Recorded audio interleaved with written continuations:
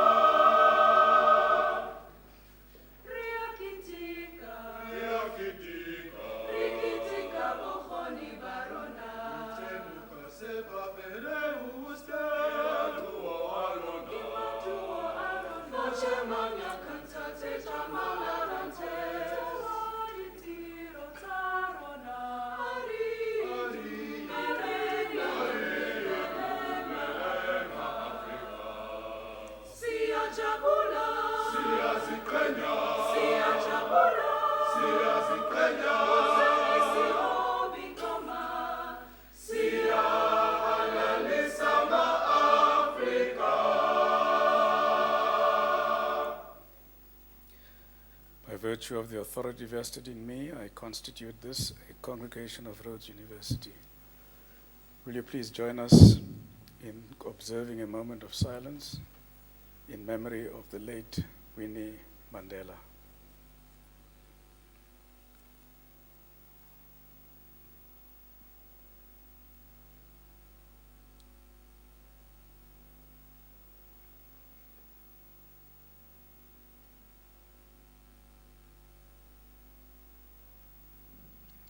Thank you. You may be seated.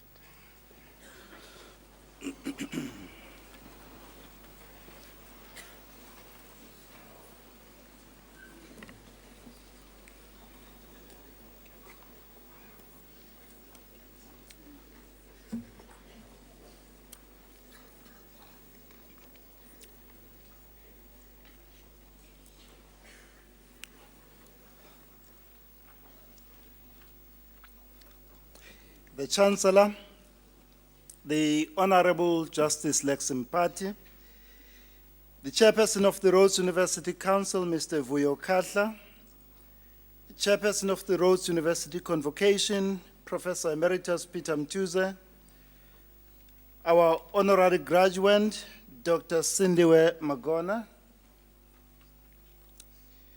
the University Public Orator, Distinguished Professor Paul Malem, Deputy Vice-Chancellors, Deans, Registrar, Heads of Academic Department and Directors of Administrative Divisions, academic and support staff colleagues, President and other members of the Student Representative Council, proud parents, guardians, siblings, and friends of our graduates, honored guests, ladies and gentlemen, most of all, our graduates. It is a signal honor and a great privilege for me to welcome you to the last of 6 graduation ceremonies of 2018 at Rhodes University. This morning, we are honored to be joined by very special guests. I will now introduce. Protocol demands that when we have in our midst our traditional leaders, we must give them respect and salute them. Kubalulekile ke bethuna xa sindwendwele zinkosi zezwe lakowethu sizinike imbeko sizikhahlele. Ngoku ke sizawukhahlela inkokheli zethu. We have Inkosi Yamahegebe, the Deputy Minister of Labour, Inkosi Phathekile Holomisa. Listen up. Listen up. We have with us Inkosazana, Princess Bukelwa Holomisa. Anolizwe. Anolizwe. We have with us Nkosikazi Umama Unamhla Holomisa. Anosmany. Anosmany. Kwaye sinaye no Anele Matanzima. Namkelekile ke zinkosi nonwabe kusekhaya nalapha. They are here to witness and celebrate the graduation of Princess Khulukazi Holomisa umafungwashe kaNkosi uDilizindaba neNkosazana uNolizwe. Graduation ceremonies are a major highlight in our university calendar. They afford us a special opportunity to recognize, honor, and celebrate the academic success and achievements of our new graduates. Graduation is a significant milestone which marks one of the most memorable experiences in the life of a young person. It is a culmination of many years of hard work and personal sacrifice, a moment of joy and pride for parents and other members of families, a time of celebration, a time to reflect on the road traveled and to look forward to a future filled with a great promise. On behalf of our University Council and the entire Rhodes University community, I offer our warm congratulations to each and every one of you, our graduates, on your wonderful achievement. Completing a Rhodes University qualification is a particularly demanding undertaking. You and your family are justifiably proud of your remarkable personal accomplishment. Let me extend our deep and heartfelt congratulations to those graduates who are the first in their family to earn a university degree. Having been one myself, I know too well just what a proud and special moment this is for you. This day will remain deeply etched on your memory and will be a source of inspiration for you for the rest of your life. And each one of you, our graduates, has your own unique story to tell about your journey to the glorious achievement we are celebrating this morning. For some of you, the journey has been a long and a difficult one. It has been marked by twists and turns, failures and disappointments that threaten to derail your dreams, your hopes and aspirations. Others have had to confront and negotiate struggles of financial hardships that left them uncertain at the beginning of each year as to whether or not they would be able to continue their studies. The fact that you are here this morning is testament to your incredible resilience, your perseverance, and resolve to rise above all hurdles that lay on your way. You have indeed pulled through, and well done and hearty congratulations. Graduates, you'll be the first to acknowledge that you would not have made it this far were it not for the unfailing support, loving sacrifices, and constant encouragement of your parents, guardians, siblings, friends, and loved ones. They have walked this journey with you. They have shared your setbacks. They have shared your disappointments and anxieties. They've been there to provide advice and cheer you up and cheer you on at times when you had lost all hope. I can tell you that this morning, their hearts are full of joy and excitement. I can only imagine the deep sense of relief they must be feeling now that they don't have to worry about your university fees and other costs that are incidental to being a university student. Can you please give a warm round of applause to all the families and those who supported our students?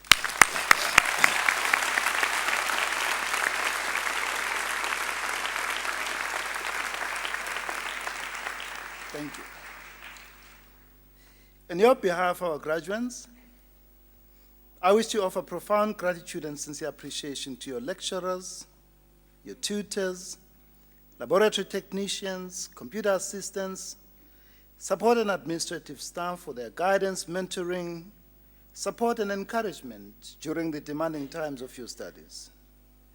We also acknowledge with great appreciation the important role played by cleaners, cooks, gardeners, janitorial staff, wardening staff, and our student leaders in creating a rich and supportive intellectual, social, and physical environment for our students to develop, grow, and succeed. The success of our students is their just reward. In our 2018 graduation ceremonies, we will also recognize, honor, and celebrate distinguished individuals whose profound and exceptional contributions to our nation and humankind are worthy of our recognition. Their personal journeys and selfless service and sacrifices serve as an inspiration and an example worthy of emulation by all of us. These are women and men whose significant achievements in public life and distinction in some field or selfless leadership set them apart from others and are consonant with our own institutional mission and purposes. Our university will be greatly honored to confer honorary degrees to these remarkable people.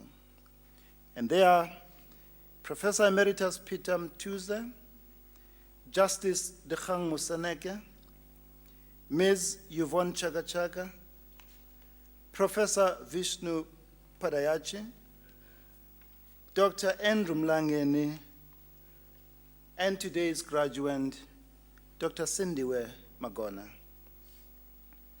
We are deeply grateful that 4 of the 6 will grace us with their presence at our graduation ceremonies.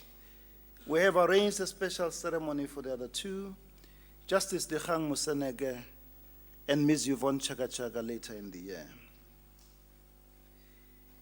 In the 6 graduation ceremonies of 2018, a total of 2,492 students will receive their degrees and diplomas.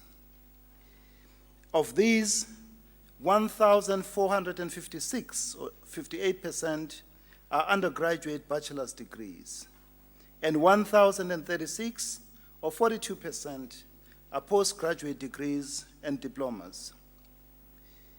Of the 1,036 postgraduate students, 229 will be receiving their master's degrees.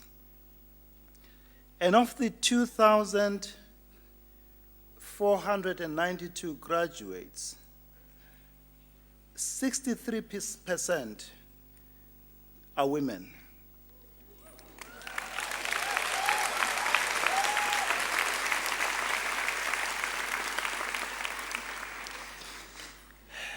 Sithi malibongwe. Malibongwe. And 16% are international students.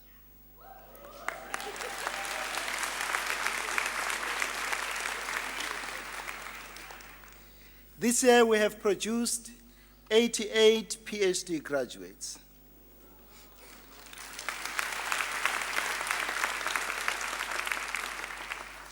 Faculty of Science has produced 44, and that is up from 38 of 2017.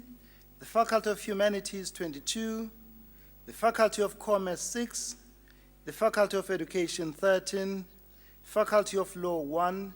And the Faculty of Pharmacy, 2. All our faculties have done exceedingly well.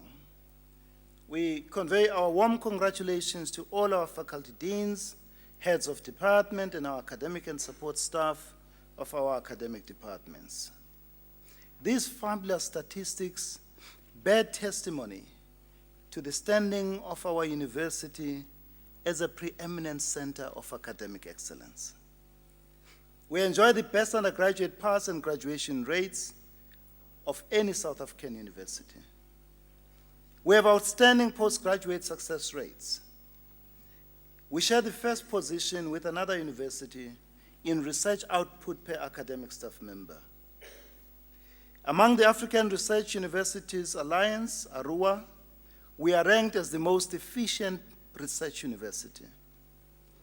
And thanks to the excellent work of the Community Engagement Office, we are a leading South African university in community engagement and in engaged research.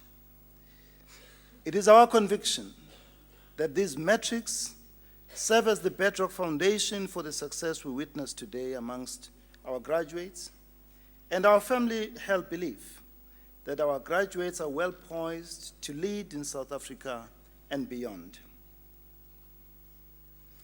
Permit me for a moment to address myself to our graduates. You have received outstanding higher education from one of the finest universities in the country. With your Rhodes University qualification, you have a great many opportunities ahead of you. Your education has equipped you with knowledge and developed the values to imagine a different and a better future for our society and humankind. Equally important, your education has given you the skills and abilities to be able to contribute to the realization of a better tomorrow, one that is more just, more humane, more equitable, more compassionate, more inclusive, and more respectful of every citizen. Your graduation this morning fills us with great hope, optimism, and confidence that you will place at the service of humankind the knowledge, skills, values, and attitudes you have gained at Rhodes University, and thereby help us advance our shared objective of creating the society and the world of our dreams. As you cross the stage on this auspicious occasion, your challenge is to hold fast to the belief that you can and will contribute to the remaking of our society and our world. You are more than equal to the challenges that face our society and humankind. With your graduation this morning, you join a small, powerful, and privileged segment of our society, a knowledge elite. In the globalized world, membership of this knowledge elite has the potential to bring enormous financial and social rewards. However, it also carries with it special duties, obligations, and responsibilities you cannot and dare not shirk. Always remember, to whom much is given, much is expected. We expect you to use your privileged position as truly educated men and women to advance social justice, substantive equality and human dignity for all. And we expect you to stand up for what is right, just, and fair. Wherever you find yourself, we expect you to exercise leadership. The kind of leadership which, according to Tatu Robert Mangaliso Sobukwe, demands complete subjugation of self, absolute honesty, integrity and uprightness of character, courage and fearlessness, and above all, a consuming love of one's people. We are sending you out into the world as liberated, educated, compassionate, and caring people, so that your presence can liberate others. We are sending you out as a voice for the voiceless, as a voice of reason, truth, justice, and hope in a society and world fraught with frightening levels of anger, intolerance, selfishness, poverty, and inequality. We are sending you out to serve our society and humanity with honor, integrity, compassion, empathy, and humility. We may have not taught you everything you need to know to navigate the challenges and pitfalls of life. Reason and experience tell us we could not have done this even if we tried. However, what your education at this great and distinctive university has given you is the ability to learn, the ability to think, and how to solve problems. So, as you move on with the next phase of your life, never cease to appreciate the value of learning, the significance of knowledge, the need for reason and evidence, the power of logic, and the benefits that come with clear thinking and thoughtful argument. Above all, never forget that one of the most important things we have tried to teach you is to keep an open mind to views and perspectives that may be different to yours.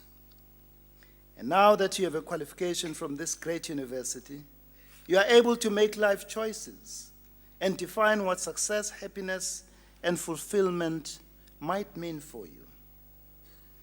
The choices that you make will shape and define the person that you will become and the legacy that you will bequeath humankind. Whatever choices you make in life, never elevate personal ambition and single-minded pursuit of material or financial gain above everything else. In particular, never allow the temptation of instant gratification to cloud your good judgment. Whatever the future holds for you, always strive to be the best that you can possibly be. Always strive to live a life of virtue, a life of consequence. Never allow the fear of failure to drive you into the safety and placidity of inaction. President Nelson Mandela taught us that courage is not the absence of fear, but the triumph over it. Never sacrifice your values of personal integrity, fairness, and honesty. And never discount any experience in life, no matter how insignificant it might seem. And however you choose to define success, fulfillment, or happiness, never forget who you are or where you come from. Never forget those who have supported you and stood by you through all your ups and downs.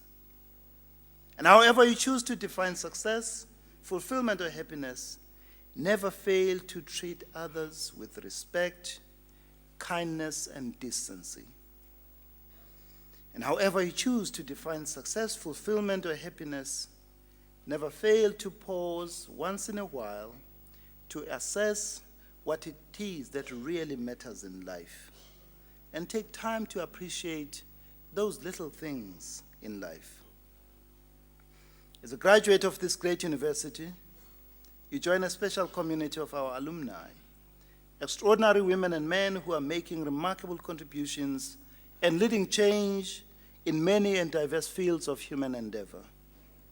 They are found in our classrooms as educators, in our hospital dispensaries as pharmacists, in our courts as lawyers, magistrates, and judges, in our financial services institutions as accountants and CEOs, in our laboratories as scientists, in our newsrooms as journalists. They are entrepreneurs and they are thought leaders. They are all playing their part to create a better society and a better world. Animated by our motto, Vis Virtus Veritas, and inspired by our slogan, Where Leaders Learn, they are committed to bequeathing future generations a better society and a better world than the one they inherited from the generation before theirs. We will expect no less from you. We welcome you to this special and ever-growing community, and we invite you to visit our alumni table in the foyer to receive your special graduation gift as a memento of this special occasion. In the foyer, you'll also see a table of Ubuntu. I urge you to contribute generously to the fundraising initiative of our Student Representative Council. The fund is intended to assist our students in financial distress. In the years to come, we will follow your growth, development, and success as a professional with keen interest, and we will applaud you for the honor and credit you bring to your alma mater. But today is your special day to cherish and remember. You have earned it, and may you look back on this glorious day with great pride and warm memories, and may it serve as an inspiration and a springboard towards better and greater things for you in life. And may the friendships formed at Rhodes and rooted in the shared experiences and memories sustain you and last you a lifetime. We wish you much strength, we wish you courage, we wish you happiness, we wish you fulfillment, but above all, we wish you discernment. And to all of you, our graduates, Mazel Tov. As the curtain comes down on our graduation ceremonies of 2018, I wish to express our deep appreciation to everyone who contributed in one way or another in us having these successful graduations. They were all guided by the registrar. There is an army of volunteers who are ushers. I tell you, they are truly special. When you see one of them, just give them a bear hug and just say a quiet thank you. They are truly special. Asante sana, enkosi, ngiyaleboga, ngiyabonga, ngiyaleboa, ndoleboa, ngiyathokoza, obrigado, inkom, shukran, merci beaucoup, baya danki, thank you very much.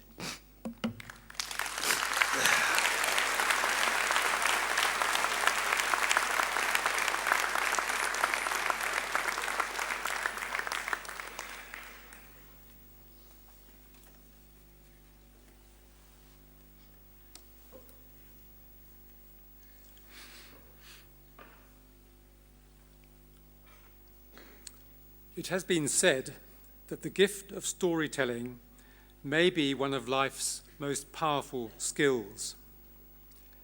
Another observer has proclaimed that the children of Africa learn from stories. It is these stories that shape our minds, our bodies, and nourish our souls.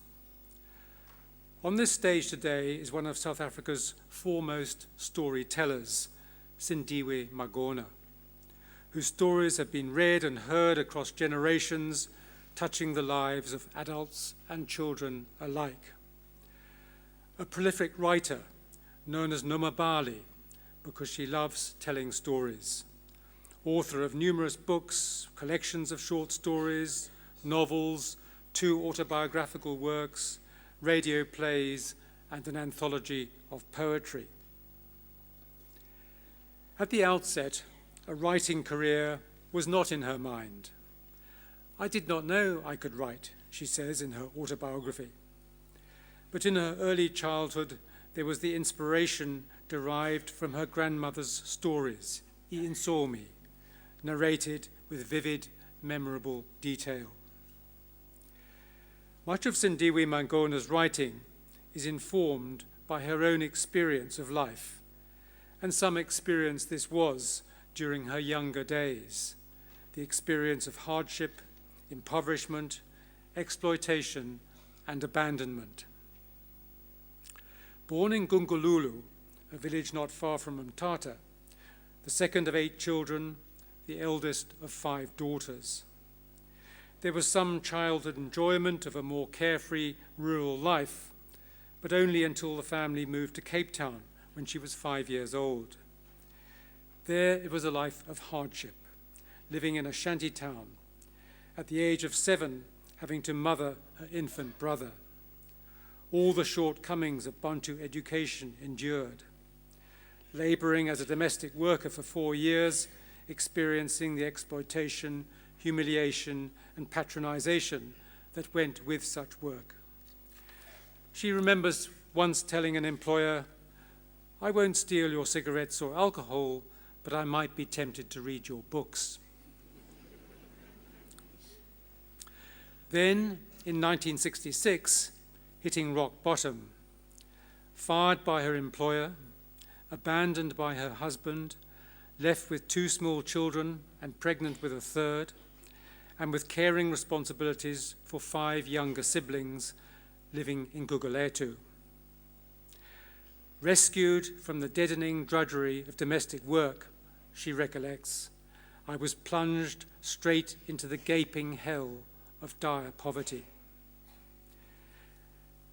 Soon running out of money, food, paraffin, matches, and at one point standing on a bridge over a railway line, contemplating the unthinkable. Her enormous resilience saw her through, eking out an existence selling sheep heads, obtaining a matric through a correspondence college, and later a BA degree through UNISA, securing teaching posts at various schools, using spare time to frequent the public library. Then, in the aftermath of the 1976 Youth Uprising, being one of the founding members of the Women's Peace Movement, a non-racial organization that held meetings, gave talks, and engaged in protests. A large chunk of Sindiwe Magona's life has been spent in New York, obtaining a master's degree in social work at Columbia University in the early 1980s, then working for the United Nations for 20 years, presenting radio programs about the UN's role in ending apartheid, later serving in the UN's Public Information Department, before returning to Cape Town in 2003. One impulse driving her to write has been an awareness that much has been written about black people, but not by black people. For her, there has been value in writing about her experiences as one who did not study apartheid, but lived it.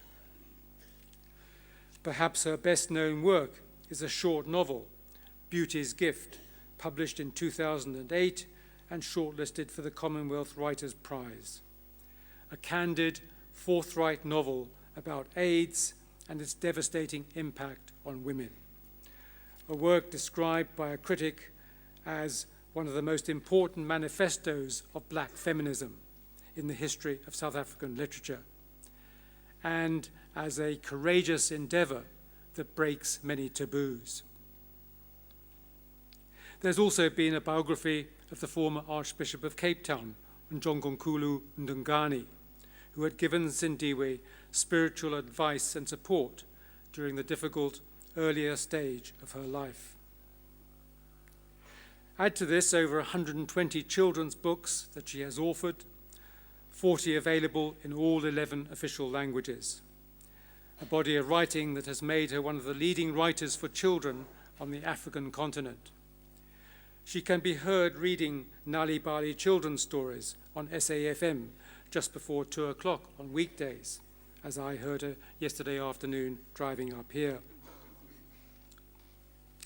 There is, too, an anthology of poetry. One poem written with great foresight in 1994 looks ahead to the disappointment that would come after South Africa's post-apartheid honeymoon was over. She remains active in retirement, inspiring and encouraging the Gugulethu Writers Group, which nurtures new writers of different ages, and serving as writer-in-residence at the University of the Western Cape. She has messages for us all. Now is the time, she says, for Africa to be truly African through critical self-examination, self-healing. We want African nations that hold all of its citizens dear. And another injunction. If you want to fight poverty, oppression, and women's oppression by men, there is only one real key to freedom: education. Many awards have been bestowed on Sindiwe Magona: the Maltino Gold Medal for Lifetime Achievement for her role in promoting isiXhosa, the Department of Arts and Culture Literary Lifetime Achievement Award, the Xhosa Heroes Award. In 2011, the Order of Ikamanga, a presidential award. In 2012, the joint winner with Nadine Gordimer of the Imbokodo Award. Nangona ikona I University ya Semelika e ya Ike ya Mwonga Nge Honorary Doctorate umama uSindiwe Magona. I University ya Rhodes ya Zinka nokuhuba ibe I University yokukala eMzansi Africa ukuwonga umam umagona.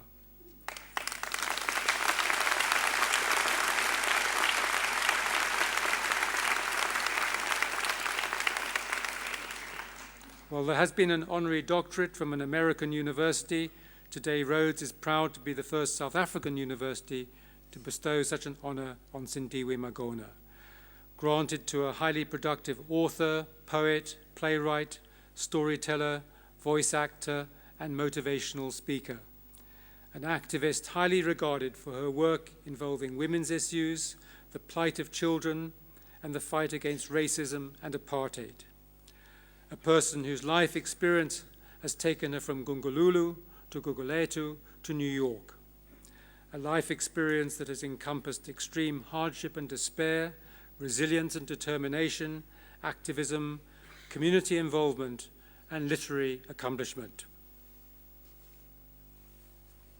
Mr. Chancellor, I have the honor to request you to confer on Sindiwe Magona the degree of Doctor of Literature honoris causa.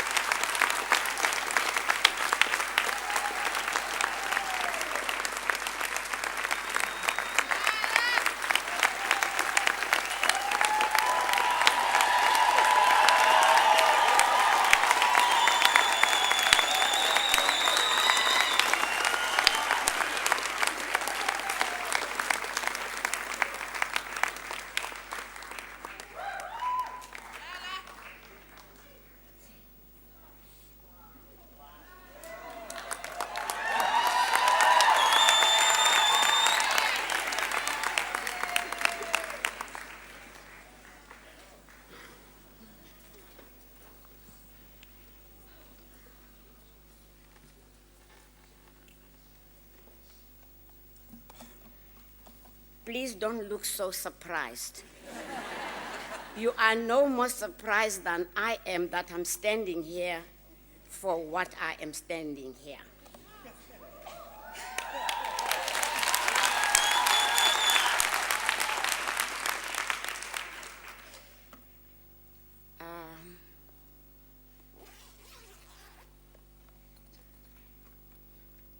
Good morning to everybody, but I will try and observe protocol, but at my age, things get a little bit iffy. To the Chancellor, Vice Chancellor, Deputy Vice Chancellor, Deputy Vice, Chairperson of Council and all the Council, and everybody at Rhodes who had anything to do with my standing here now. I thank you very, very much from the bottom of my heart.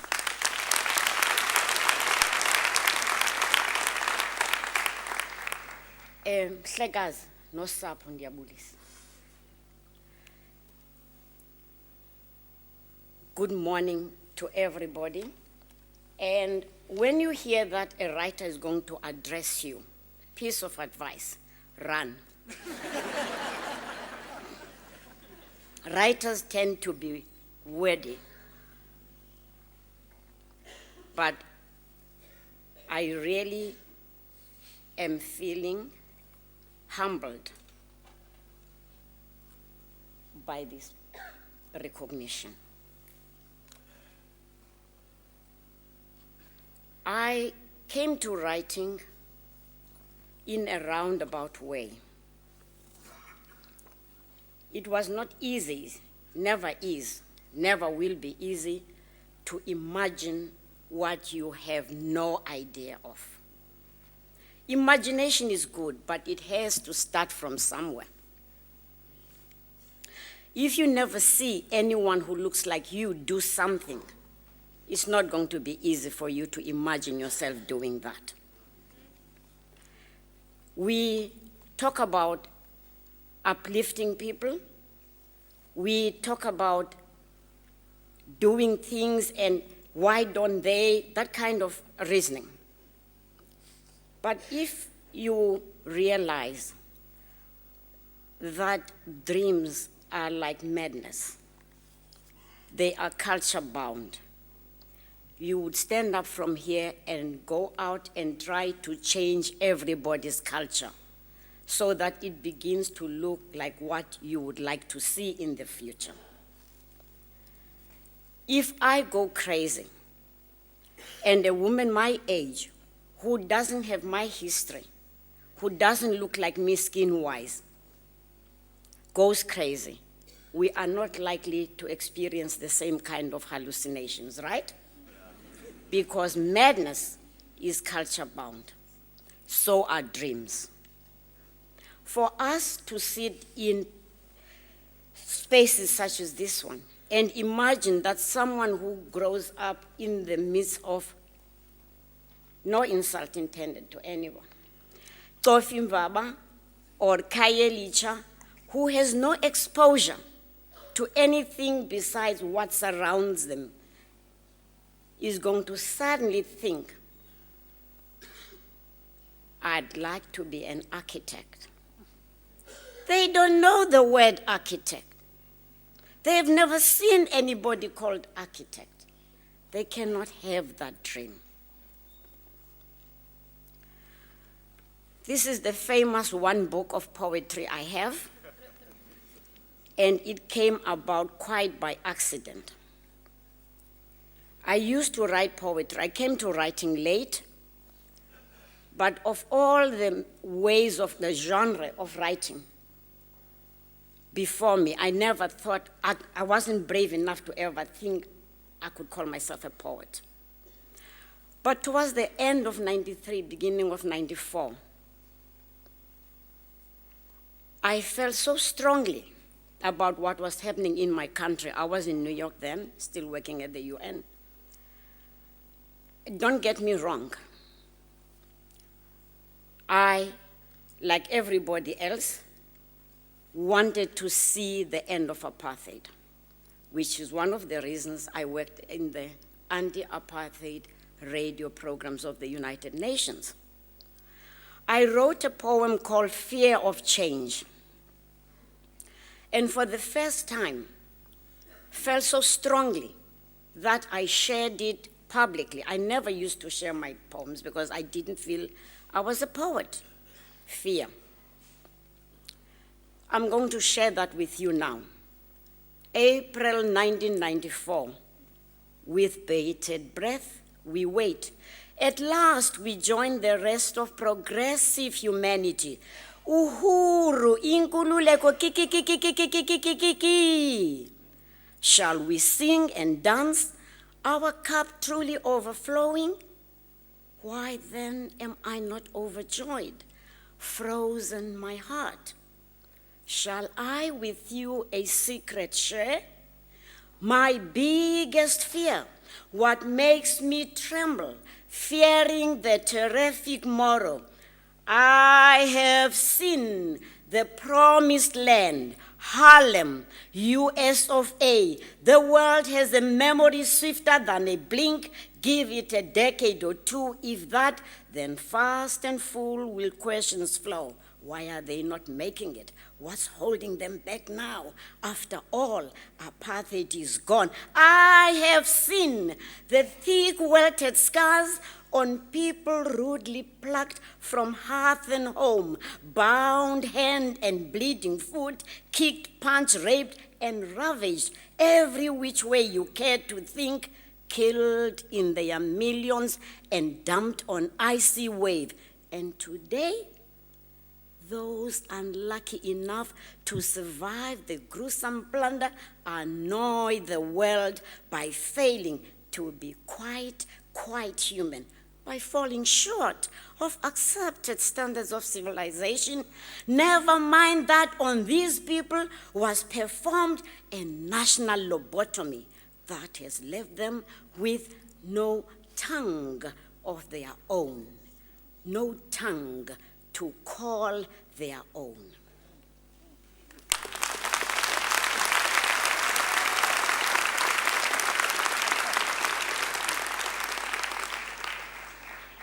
Like everybody South African, I was excited to see that the end was nigh. Apartheid was dying. But I lived in New York. I had seen what political transformation had not delivered. Political transformation is not social transformation. We need to get that straight. We need to work hard, maybe harder than the work we did fighting for political change. Political change just gives you the bare platform on which to work for social transformation. Just because you go and vote every 4 or 5 years will not change your life. I looked at what was coming in this country. I looked at a young man in my street in Guguletu, where I made my home then, when I was in South Africa, and for the life of me, I could not see what was going to change in Joseph's life. 21 in 1994. With all of 3 years of education. What could possibly change in that life? Nothing. We have a lot of work to do. But this day, I would like also to congratulate my worthy fellow honorees. They have been named. I feel privileged to share with them this day as cohorts of the same honor that Rhodes University is bestowing on us. This day, though, belongs to you, the young people we are here gathered, and to whom most praise goes. For staying the course, that's already a triumph. Just for staying the course, when you read or hear how a lot of the people you joined your school career with have dropped by the wayside. Congratulations, just for staying the course. That's already something.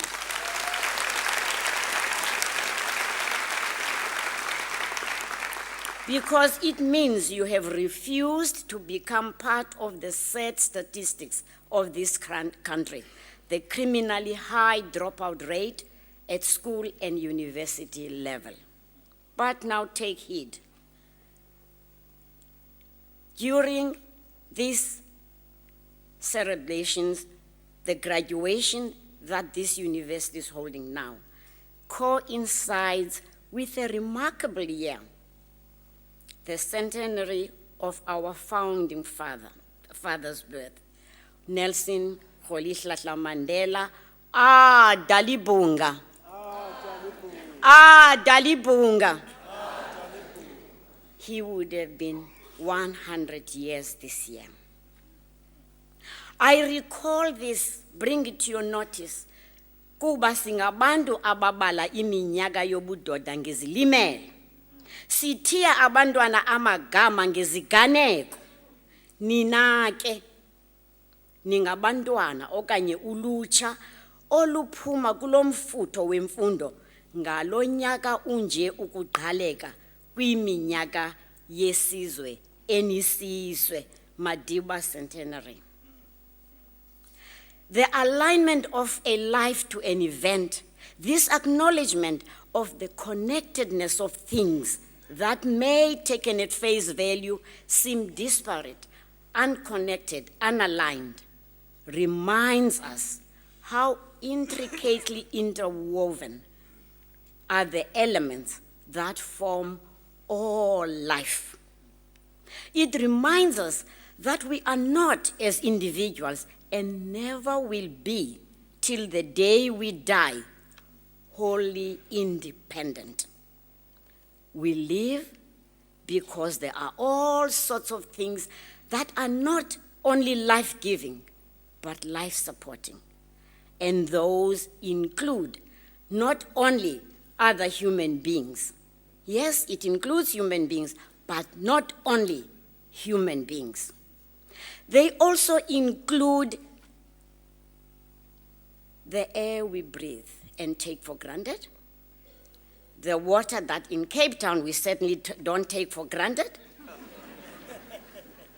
fire, the earth or ground on which we walk and plant our food, bury our dead, erect buildings on,